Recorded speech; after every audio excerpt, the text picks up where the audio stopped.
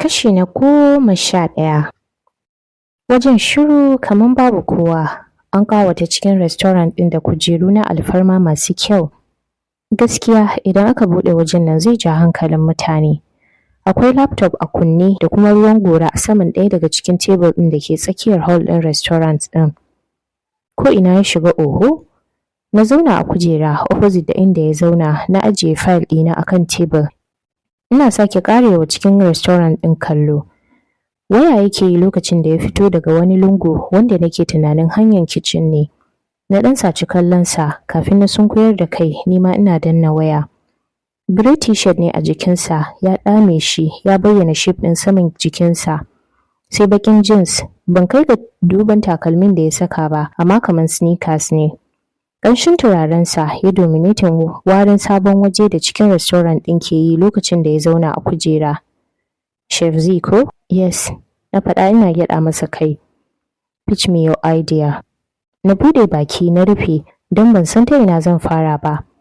Daga zuwa ba gaisuwa ba komai sai kawai na ficin masa idea ɗina. Kina da 5 minutes, ya faɗa tare da ajiye wayarsa ya harɗe hannayensa a kirji ya zuba mini ido. Subhanallahi, yanzu ta ina zan fara yi masa bayani da zai fahimci irin abin da nake so. Ɗaga mini girayayi, idanunsa na mini kallon bani da abin faɗa ɗin nan. Na yi gyaran murya sannan na fara masa bayanin irin restaurant ɗin da nake son buɗewa da ma nawa na tara a cikin kuɗin restaurant ɗin. So, idan na fahimce ki da kyau, miliyan 5 ne zai buɗe miki restaurant? Like, irin for a start ɗin nan a hankali kuma. Kina ga miliyan 5 zai raunin wannan wajen? Ya katse ni da tambaya. Na kalli gefe da gefe na san decoration ɗin da aka yi wa restaurant ɗin ma kaɗai zai iya cinye miliyan 5 ko kusa. Na ce masa, dama ba wai restaurant mai girma zan buɗe ba ina son daidai ghetto. Ya faɗa yana mini kallon reni. Ban gane ba, kina son buɗe restaurant a ghetto area da miliyan 5? Good, za ki samu kasuwa idan abincinki yana da daɗi. Kamar yadda Hajiya ta faɗa. But ya saka hannunsa duka biyu akan tebul, ya ɗan matso da fuskarsa yana kallo na sosai ya ce, idea ɗinki bai dace da restaurant ɗin da muke so mu buɗe a wannan plazar ba. I wish you success a duk sadda kika buɗe restaurant ɗin da ya dace da idea ɗinki. A fasace na tattara file ɗina da jakata ne hanyar waje. Don iskanci ne zai kira ya raina wa hankali? Dama ba so yake na yi masa aiki ba? Idan ba don Hajiya ba me zai sa na zo wajensa? An faɗa masa yunwar aiki a restaurant nake yi ne? Ɗan rainin hankali kawai. Masifar da ke cina kenan lokacin da na fito daga restaurant ɗin amma sai na kasa tafiya. Idan ban faɗa masa abin da ke raina ba yau da ƙyar zan iya bacci. Na koma da baya, na buɗe ƙofar na shiga. Yana danna laptop ɗinsa ya ɗago ganin na nufo shi rai a ɓace. Ɗin zan buɗe restaurant a ghetto. Naga ai mutane ke zama a wajen ba aljanu ba. Da kake cewa idea ta bata dace da restaurant ɗinka ba. Kada ka manta ba ni na kawo kaina nan ba. Hajiya ce ta nuna tana so na yi aiki a nan saboda ta yarda da ni. Kai kuma Mr. High and Mighty da baka yarda da abincin gargajiya ba. Ka sani mu masu son gargajiya ba za mu mutu ba. Ba fancy dining zaka buɗe ba, Allah ya sa palace dining zaka buɗe. Sai wani maimaita ghetto kake yi kamar wani kanjamau. To bari in faɗa maka, ni Ziya da Sadiq Haruna ina alfahari da ghetto saboda daga nan na fito, kuma ba maula na zo yi wajenka ba, balle ka ce za ka walakanta ni. Na yi juyawa ta, ina faɗin iskancin banza kawai. JK, har ta buɗe kofa ta fita bai daina kallon bayanta ba. This is the first time a rayuwarsa da wata mace ta tsaya a gabansa ta faɗa masa magana irin haka. Ba wai mamakin rashin kunyar ta ya ji ba, mamakin ƙarfin hali da rashin tsoron ta ya ji. Shi, Captain JK mai yaƙi. Wannan 'yar yarinyar ta tsaya a gabansa ta gaggaya masa magana haka? Good riddance. Gara da ya mata haka, at least yanzu za ta fahimci tazarar da ke tsakanin abin da yake shirin yi da kuma abin da take tunanin yi. Yanzu ta ina za a fara sabin tuwo da ɗan wake da fate a babban waje irin wannan? Target audience ɗinsa ba mutanen ghetto ba ne. Fahimtar hakan da Hajiya ba ta yi ba ne ya sa take ƙoƙarin haɗa shi da local chef ɗin nan. Ƙoƙarin ci gaba da aiki ya yi a laptop ɗinsa, amma maganganun Ziyada sai ringin suke masa a kunne, ga kuma fuskarta da yake masa gizau yadda take masifa, yadda movement ɗin lips ɗinta suke bala'in ɗaukan hankali. Lips ɗinta an yi su don kiss ne, ba don masifa ba. Ya saurin girgiza kai da wannan banzan tunanin ya zo masa. Gaskiya dadewar da ya yi babu mace ya fara taɓa shi. Ta yaya masifar wannan yarinyar zai zama masa so attractive? Thank God ma ba zai sake ganin ta ba, babu wata alaka da za ta sake haɗa su. Don haka wani banzan tunani ma akan ta ba zai sake shigo masa ba. Bai jima a wajen ba, ya fara tattara laptop ɗinsa zai tafi gida, don aikin da yake son yi a wajen ma ya fara gagararsa. Zai koma inda fuskarta ba zai riƙa yi masa gizau ba. Yana cikin tattara wajen sai ya ga takarda a ƙasa gefen inda Ziyara ta tashi. Ya tsuguna ya sa hannu ya ɗau takardar ya fara karantawa. CV ɗinta ne da ke ɗauke da wajajen da ta yi aiki da kuma experience ɗinta a harkar girki. Bayan ya gama karanta takardar sai ya sa a jaka kusa da laptop ɗinsa. Duk da dai local chef ce, amma experience ɗin da take da shi yana da matuƙar amfani. Idan har ta buɗe restaurant kamar yadda take ikirari, to tana da experience da za ta iya running wajen. Har ya wuce gida, tunanin Ziyada ne fal a ransa. Tunda na fito daga JK Plaza nake tafiya raina ɓace. Na kama tafiya cikin sauri kamar zan tashi sama. Sai da na yi tafiya mai nisa ban tsare keke ba. Masu keke na mini hon amma ban sai da su ba. Wani zafi nake ji a zuciyata. Duk da na amayar da abin da ke raina sai nake ganin kamar akwai abin da na manta ban faɗa ba. Ina ta sake playing abin da na faɗa masa a raina amma zuciyata bata huce ba. Ina ta sauri har sai da na kusa faɗawa kwalbet ban sani ba saboda hankali na ya gaba. Wannan yasa da na kai junction sai na tsaya na tari keke na wuce gida. Dan iska mai keken ma wai in zai shiga da ni har cikin layi sai na ƙara masa kuɗi. Da a hayyaci na nake sai mun yi rikici amma na ce masa mu je kawai. Muna isa ƙofar gidanmu tun ma kafin na fito daga keke na hango motar Alhaji Nafi'u. Na fito na miƙa wa mai keke kuɗi ina mamakin me ya kawo wannan ɗan iskan gidanmu da rana tsaka. Yana zaune akan tabarma ya baza rumbun jikinsa yana shan lemo da ayaba a cikin bakin leda. Baba Falawoli a gefe yana ta zuba masa dariya. Na ja tsaki ina faɗin dan maula kawai.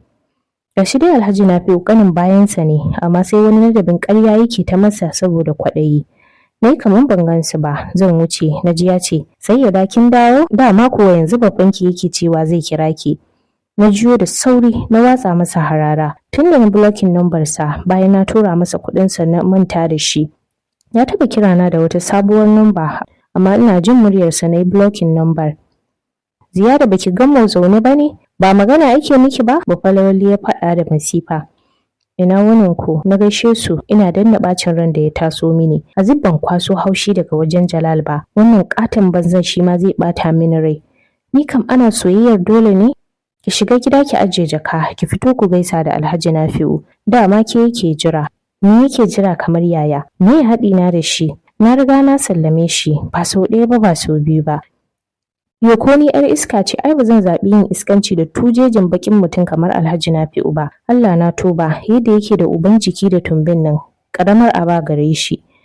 Ni din ba baka ce amma gaskiya bakin Alhaji Nafi'u har da datti. Gashi da kuɗi daidai gwargwado amma turare wannan ba zai saka ba. Kullum sai ka ji warin gumi a jikinsa. Lokacin da muke dan mutunci irin wai dan na ankarar da shi din nan har da kyautan turare na yi masa wani lokaci amma still kamar an masa farrako da saka turare baya sakawa. Maganar turare yasa na tuno da kamshin turaren Jalal. Kamar ma dai kamshin sa biyo ne yayi har gida dan har yanzu ina jin kanshin. Har na shiga gida zuciyata kamar za ta yi bindiga saboda haushin ganin Alhaji Nafi'u da Bafalawali. Da gani ba abin alheri suke kitsawa ba. Wato don na rufe masa duk wata dama da zai same ni shine ya biyo ta wajen baffana. Ganin kofar ɗakinmu da kwaɗo ya sa na doka katuwar tsaki na fita. Ashe ma kaka bata dawo ba. Na fita na je na karɓo ki na dawo na buɗe ɗakin. Ina shiga ɗaki na cillar da fayil ɗina saman gado na cire jilbab ɗina na yar a ƙasa. Zama na yi na jingina bayana da gado ina huci. Yau dai ina ga akwai wanda ya jefe ni da ɓacin rai ne. In ba haka ba, ta ya zan fita daga gida na kwaso ɓacin rai a inda na je, sannan na dawo gida na sake tarar da wani baƙin cikin. Zama na ne a ɗaki na manta da batun Alhaji Nafi'u har sai da Bafalawali da kansa ya shigo yana kira na sai masifa yake wai na bar su zaune. Ki wuce ki samu Alhaji Nafi'u yana jiran ki a waje. Ni fa baba gaskiya ka fita harkarsa don ni babu wata alaka tsakaninmu yanzu na sallame shi tun da daɗewa. Ki ji min Ja'ira, yanzu mutum mai arziki da kamala yana bin ki kina cewa ba kya so? Gaskiya babu, wannan ne na ƙarshe da zan fita saboda Alhaji Nafi'u ya zo gidan nan, ba na son irin wannan abin. Na yi maganar kamar zan yi kuka, ina wawuran jilbab ɗina da ke ƙasa. Iskancin banza, mu muka kawo shi gidan nan ne, ba ta dalilin ki muka san shi ba? Za ki ce yanzu ba kya son shi bayan ya jima yana kashe miki kuɗi? Na ja na tsaya, idanuna suka ciko da hawaye. Ban taɓa tambayar Alhaji Nafi'u kuɗi ba. Duk abin da ya yi mini ba ni na saka shi ba. Lokacin da na fahimci shi mutum ne da zai yi maka alkhairi kuma ya zo yana maka gori, sai na daina karɓan komai a wajensa gaba ɗaya. Tunda abubuwa suka fara daidaita mini ma, shi ma karan kansa ya fahimci ba na buƙatar ɗan canjin da yake turo mini. Baba, amma na buɗe baki zan yi magana sai na kasa. Da ce masa zan yi, da ya san sau nawa Alhaji Nafi'u mai kamalan ke cewa na taɓa masa gabansa ko kuma na bari ya yi wasa da ni na rage zafi a cikin mota, da ba zai ce da wuce na je na same shi yanzu ba. Da ya san cewa Alhaji Nafi'u ya taɓa yunƙurin kai ni hotel don na bashi kaina, da ba zai zauna da shi yana wage masa haƙora ba. Sai dai, da wani bakin zan fara faɗa masa wannan maganar? Ina da zafi, ba na juran wulaƙanci, amma ɗan kunyar da nake da shi ba zai bari na bayyana wa yayan babana wannan maganar ba. A zaure na goge hawayen da ya zubo min, na ɗan goggoge fuskata da hannun hijabi na sannan na fita. Babu kowa akan tabarma, don haka sai ni wajen da ya fakin motarsa. Ina buɗe ƙofar gaba na shiga, na zauna, na bar ƙofar a buɗe, na ɗan saka ƙafa don kar ma ta rufu da kanta. Sai ya dake nan, Alhaji Nafi'u ya faɗa yana wani munafikin murmushi. Allah sarki ne, wai mutumin da ke ikirarin yana sona shine ba zai iya furta sunana ba? To ko sunan Chinese gare ni ai dole ya koyi faɗansa. Lokacin da muke tare tun ina gyara masa har na lura iskancinsa ne kawai ba zai faɗa ɗin ba, wai sai ya da ya fi masa sauƙin faɗa. To ya kike? Alhaji Nafi'u me ka zo yi gidanmu? Na tambaya ina kallon ƙwayar idanunsa. A'a, da wuri haka? Ai kya tsaya mu gaisa tukunna ko? Mu gaisa fa kace, ka san babu wannan a tsakaninmu yanzu. Na riga na sallame ka, na tura maka kuɗin da Bafalwali ya karɓa. Karbi da ni dan Allah. Dariya ya saka, na yi saurin kauda fuskata gefe don kar ya fiza min yawo. Kina tunanin 50,000 kawai nake bin babbanki? Idan ma baki sani ba to ki sani, yanzu haka abin da nake bin Malam Lawal da ɗayan babbanki siririn nan zai fi 500,000. Babbana siriri shine Baffa Zakari. Ya subhanallahi. Naira 500,000 ta yaya? Na zaro ido. Wannan ina nufin kuɗaɗen da suka karɓa a bashi fa kenan, ba wai wanda na basu kyauta ba. Idan za a haɗa da lissafin kuɗin da na basu sadaka, zai iya haura miliyan guda. Yayi maganar yana kallo na. Na shiru ina salati a zuciyata. A yaushe ɗin mutanen nan suka karɓi makudan kuɗi a wajensa haka? Tabbas ba zai yi ƙarya ba. Don shi mutum ne da duk abin da zai maka sai ya saka a lissafi. Ba zan manta ba lokacin da ya fara kawo mini kyauta, kayan sallah ne, abaya da wata atamfa.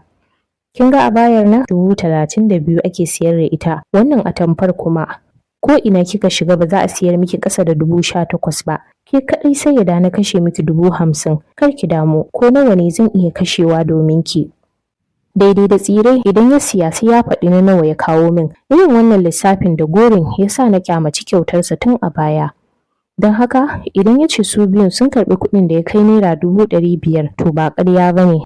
Kin san na jima ina son ki. Ni har yanzu ban haƙura da ke ba. Ina son ki kuma auren ki zan yi. Mutum idan yana da mace irin ki a gida ai ba zai sake duba wata mace a waje ba. Dan iska dai baya ƙoshi. Ko irina 10 zai samu ni na sani ba zai taɓa haƙura ba. Ya wani lankwasa murya ya ce, kin ga halittar ƙirjinkin nan sai na kwana ina tsotson su ban gaji ba. Sai ya dake fa baki san baiwar halitta da Allah ya miki ba. Kullum na ganki sai na tafi gida da jikakken wando. Na jima ina marmarin taɓa su, na ji laushin su, amma kin ki bani dama. Ke ga ki 'yar jami'a babbar yarinya, amma sam kamar baki waye ba. Dama na san kwanan zancen, sha'awa ta ke cinsa ba wai suna yake ba. An duk tsawon lokacin nan, alkhairinsa gare ni, trap ne ya ɗana don na dogara da shi har sai ya samu kaina. Sai Allah ya sa ban dogara da shi ɗin ba, ni ma ina da abin yi kuma ina samun rufin asiri. Ɗaure fuska ta na yi, ban bari ya gane na firgita da abin da ya faɗa ba na ce, Look Alhaji Nafi'u, ni ba ni na karɓi aron kuɗi a wajen ka ba. Lokacin da kake ba su kuɗin bana wajen, don haka sai ka je ka wanye da su, can ku ƙarata. Idan ma police station za ka kai su don su fito maka da kuɗi to bismillah, ni bai shafe ni ba. Wani dariyan ya sake yi, wannan karan na ɗan tsorata da dariyarsa, amma na dake ina addu'ar neman tsari daga sharrinsa a zuciyata. Duk macen da matsin rayuwa ya sa ta faɗa hannun mutum irin Alhaji Nafi'u, to ta shiga uku. Ni gashi daga taimako ɗaya sai gashi ya shigo rayuwata ya zame min jaraba. Ya kwantar da hankalinki Sayyada. Babbanki ya yi mini alkawarin a satin nan idan suka yi magana da sauran iyayenki za su bani aurenki. Aure na kuma kana hauka ne? Da daka masa tsawa ko girmansa ban tuna ba. Yau dama girmansa ya jima da zubewa tun lokacin da ya nuna mini shi ɗan iskan gari ne. Ba hauka ba ne, gaskiyar magana kenan. Don haka kwantar da kai mu fahimci juna tun yanzu. Ni dama sai ya kin sani na jima ina son ki. Ke ce dai kike nuna min kiyayya. A take a lokacin na yi wa kaina alkawarin zan auri kowaye amma ban da Alhaji Nafi'u. Ko sama da ƙasa za su haɗu ba zan taɓa aurensa ba. Kallonsa na yi cike da kyamarsa na ce, sunana Ziyada ba Sayyada ba, ɗaya kenan. Ka sa a ranka ba zan taɓa aurenka ba. Biyu kenan. Na ƙarshe shine ka sake sawa a ranka Ziyada ba za ta taɓa aurenka ba. Daga haka na fito daga motar na bugo masa ƙofar bau. Kada ku manta ku danna mana subscribe. Na gode.